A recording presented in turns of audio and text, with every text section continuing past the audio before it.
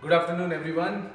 My name is Ruturaj and I am back with the third day of the Concept of the Day series. For the subject that we all are looking at is construction planning and management.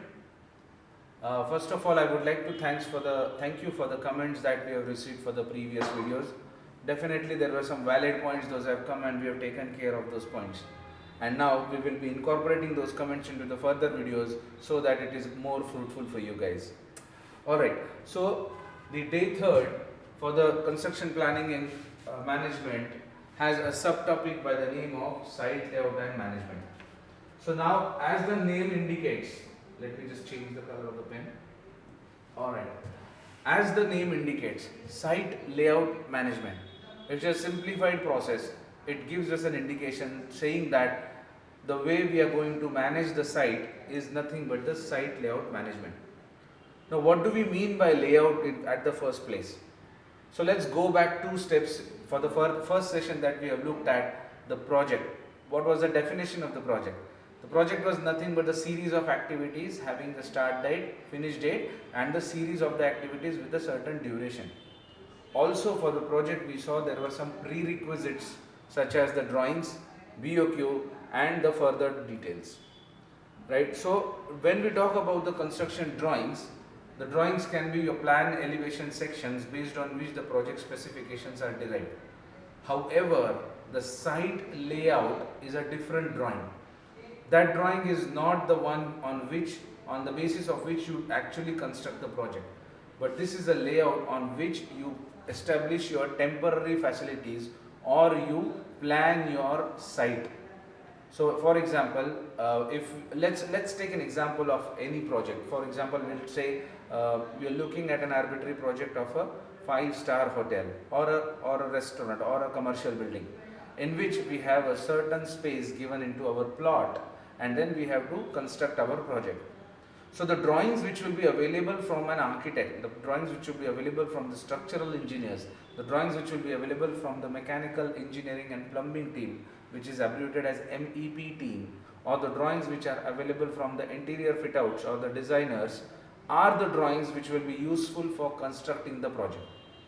Correct? Based on those projects, based on those drawings, we will arrive at the BOQ. We will incorporate the rate of every material and will arrive at the cost. Based on that cost, we will award a contract to a contractor and the work execution will happen. Now, from this point onwards, when the contract work is awarded to a contractor and he is given the advance payment of the project, he is given all the legal sanctioning of the project, the first thing the contractor does is to mobilize to site. Correct? In your contract, normally in a BOQ or in the contract especially, we say there will be a mobilization advance given to the contractor. So that is the advance given or provided for the project for starting the project activities. So in the mobilization, so can you imagine a contractor is awarded a work, he comes to the site and he doesn't know where to start. He doesn't know where exactly the actual project is going to happen. He doesn't know where to enter the project, where to exit the project. So he will need certain guidelines, and those guidelines will be thought over and drafted by the contractor, given back to the client for his approval. That drawing is nothing but a site layout. Now that drawing will be derived only when there are certain elements taken into consideration while drawing a site layout. Now site layout necessarily makes that it is an arrangement of all the site facilities, which could be temporary, semi-temporary or permanent site facilities. Right? So this drawing is not made for the purpose of submission. This drawing is not made for the purpose of costing. This drawing is purely made by the contractor for his own work. So this is the background of the site layout. Now what we are going to look at is a management of site layout. So what is site layout management? Clear? So whatever your comments are, you can write it into the comment box and we will get back to you with the responses on them. So when we talk about the site layout management, we have bifurcated this entire topic into 4 bits. The first is the introduction of the site layout management. Now, in certain ways, site layout management or the site layout in itself is also called as the job layout. Meaning, what job are you going to carry? What type of job you are going to carry out is the job layout. There was one of the PYQ asked in one of the exams where they said, identify the drawing which gives you the information of site facilities, site access, site safety, etc. And the options given were plan, sanctioning drawing, job layout and the estimation drawing. So your correct option would be job layout. So this is very straightforward. Whatever you are going to draft for your site activities is nothing but the job layout. So in the introduction, we will see few parts. Whenever we talk about the construction planning or construction management, the entire idea of the project management is to execute the work in the most efficient way, execute the work in the most safety way, execute the work in the most economical way, right? Efficient, safety, economical, all these things are the principles that we say, yes, this is how the project should be done. Now all these are the theory. In order to make them in reality, in order to make them in execution, there are various steps taken at the various stages.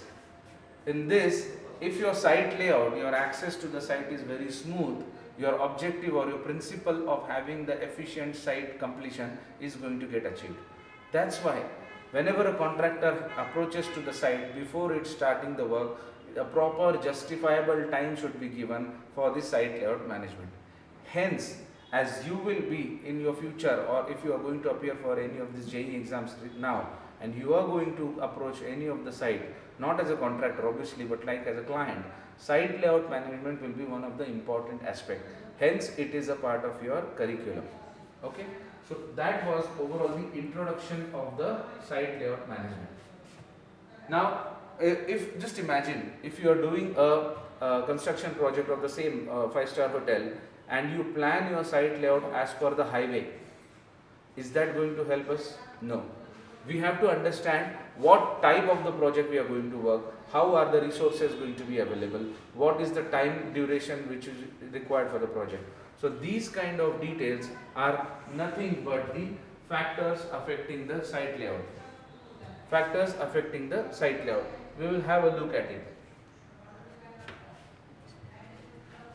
So these are the some of the factors affecting the site layout. So the one of the major factor will be nature of the project. As I said, just imagine again the same scenario. We are going back. I am responsible to construct a 5-star hotel, and I have put up my batching plant 10 kilometers away from the site. Is it going to help to me? No. Other way around, if I am going to have I am assigned a highway project and I have taken all of my material and all of my safety equipments, all of my site offices into the centralized area, is that going to help me? No. So the first thing you have to think about the site layout management is the nature of the project. What is the type of project that you are going to look at? That will decide what type of site layout management or the job layout you need. Simple. The second factor we need to understand is the construction method. Again, let's take an example of the same project. If we are going to construct the project in a regular conventional in situ method, then the planning will be a different way. The same thing, if the site is going to be constructed with a precast, then the site layout management will be different. So the construction method will be the second important factor for your site. Third, availability of the resources. If I plan a certain setup, considering that I have a crane availability, if other way around, if I plan a facility considering the water is 100% available, but if these situations are not in the not in your due course of the project, then your planning can go wrong. That's how you should always look for the availability of the resources. What is available to you? Based on that, you have to plan. Medical facilities. Why are the medical facilities required on the site? One of the important resource to the project is also manpower. We always talk about the resources to the project is man, which is manpower, material, machinery and money. These are the 4 M's that you should always look for any nature of the project. That's why when you're dealing with the manpower, you're dealing with the workers, the medical facilities are eminent. Based on the number of workers on your site, based on the duration of the site, the medical facilities will also be applicable. If you have if you have the labor force in a limit, maybe just a first aid room is enough for you. If the number of workers increase, then the medical facility with like a dispensary or a small clinic will be required. If there is no direct medical facility available on the site, then you may have to tie up with the nearby hospitals or nearby medical facilities. So these are the types of planning which will come in picture when you know what is the nature of the project, what are the durations of the project, what is the extent of the project. Site engineer's office and contractor's office. If you are already on the site, you still need an administrative office. That office is also called as a PMO, not the president's office, but not the prime minister's office, but project manager's office. Project manager's office will be the office for the site engineers, consultants, architects, for them to work on the site. For that, they will need the work in the site office into the comparatively quiet and in undisturbed area. So in a particular layout, if you have the construction activity at one point, your site office will always be slightly away from the point B. So that site office will be used for the meetings, for reviewing the drawings, for having your internal reviews. So that is nothing but the site offices. Temporary roads. Yes, definitely you need temporary roads for maneuvering of your vehicles and machineries. Have you seen the movie, a very famous movie in Hollywood called Home Alone? Home Alone was the movie where you see that a person steps into the house and always meets an accident. The child who is the master planner of this entire process or the entire movie, he plans his house entry in such a way that whoever tries to enter the house will get affected with some or the other injury. But we don't want that to happen, because we said the principal objective of our project completion is the project should be executed in efficient way, safety way and the economical way. Hence, the temporary roads should be made in such a way that they are not obstructing your work. There is no there is a proper maneuvering of the machineries. There is no accident going to occur because of these roads. Hence, the temporary road planning is very important. The last is facilities. Now, what do you mean by facilities?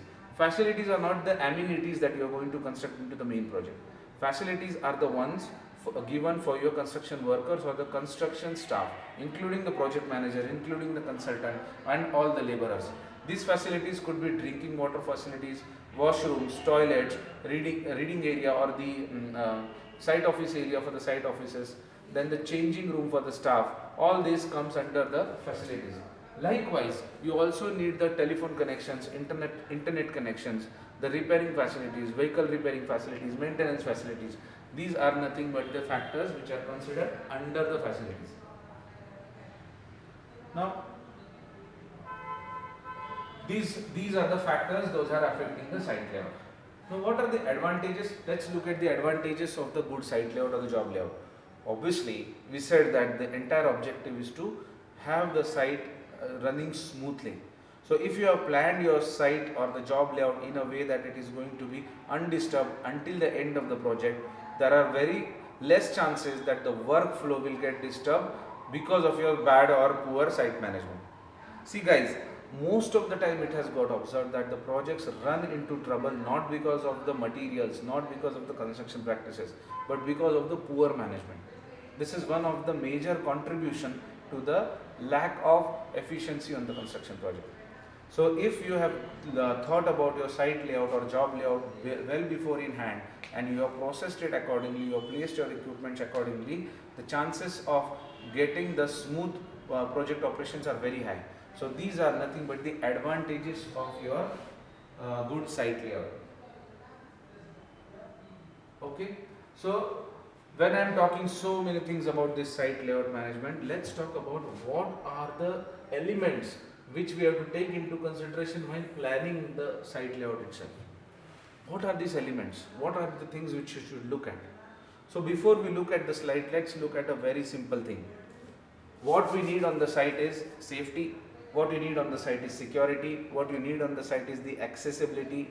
What you need on the site is the facility for the workers, materials, equipment, there should not be overlap, there should not be a like cross obstruction. For all that you need some guidelines. These guidelines are nothing but the information signages.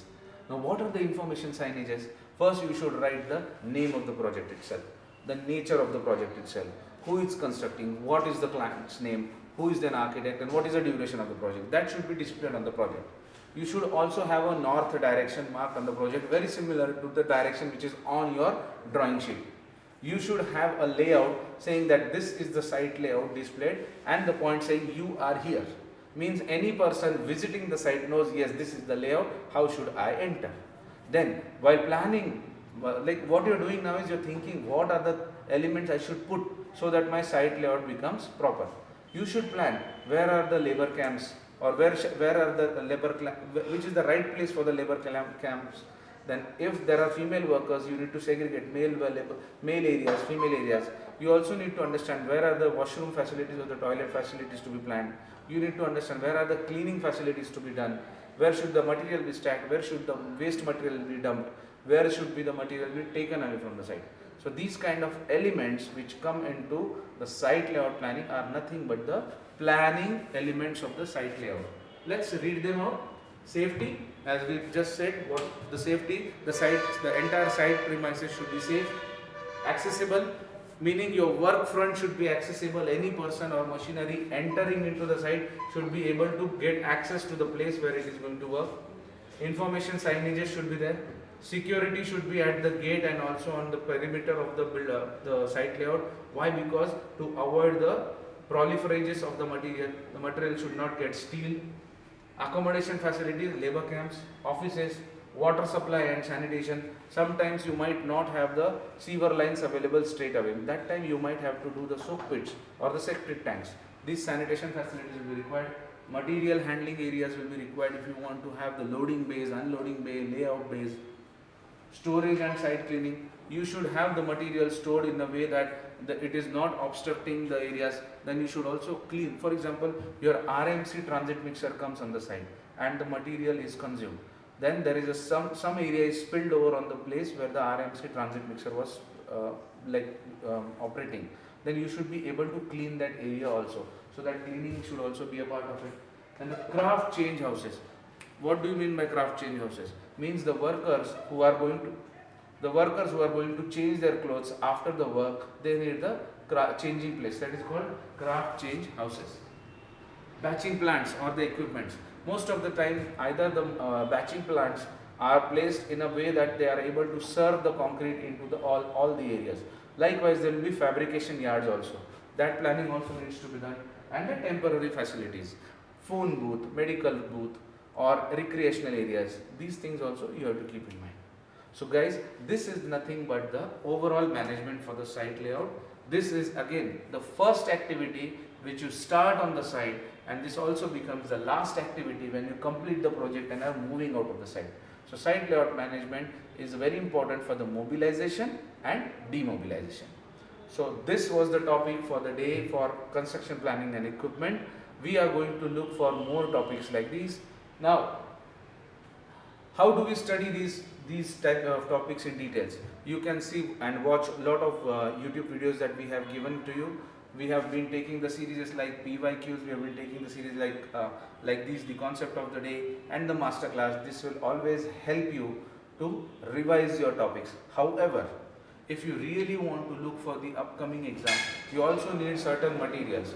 So these materials or the literature can be made available from the books. So we have now come up with the volume 2 of 12,000 MCQ book, which is non-technical subjects.